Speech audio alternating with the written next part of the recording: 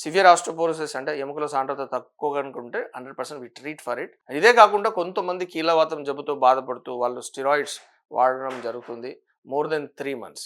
So వీళ్ళందరూ కూడా they are subjects to be వాళ్ళకి మనం డెక్సా స్కాన్ చేయడం చాలా మంచిది. So there is a certain osteoporosis foundation కూడా ఉంది, that is national osteoporosis foundation. వాళ్ళు ఏం చెప్తారంటే ఎనీ మేల్ ఇర్రెస్పెక్టివ్ వాళ్ళకి ఫ్రాక్చర్ అయిందా లేదా, వాళ్ళకి కీళ్ళవాతం జబ్బు ఉందా, స్టెరాయిడ్ వాడారా లేదా, లేదంటే వాళ్ళ హైట్ తగ్గారా లేదా అనేది అనవసరం. ఎబో 65 years ఒక స్క్రీనింగ్ డెక్సా స్కాన్ చేసుకుంటే చాలా మంచిది ఫర్ ఫిమేల్స్.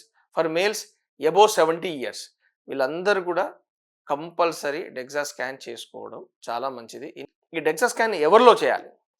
నెంబర్ 1, ఈ ఏజ్ పెరుగుతున్న వాళ్ళు 50, 60 years, 70 years వాళ్ళకి ఎవరికైతే కొద్దిగా గూని రావడం, హైట్ తగ్గడం, సో హైట్ రెడ్యూస్ అయిన వాళ్ళలో నెంబర్ 1. నెంబర్ 2, మనకి ఫిమేల్స్లో ఎవరికైతే ఈ గర్భాశయం అండాశయం ఫంక్షన్ సోకాల్డ్ మెనోపాజ్ అంటాం, పోస్ట్ మెనోపాజల్ ఉమెన్లో ఏంటంటే ఈ ఈస్ట్రోజన్ హార్మోన్ తగ్గుముఖం పట్టడం వల్ల ఎముకలో అంత సాంద్రత అనేది ఉండకపోవడం, మెయిన్లీ బికాస్ ఈస్ట్రోజన్ హార్మోనే మనకి ఫీమేల్స్లో వెరీ ఇంపార్టెంట్.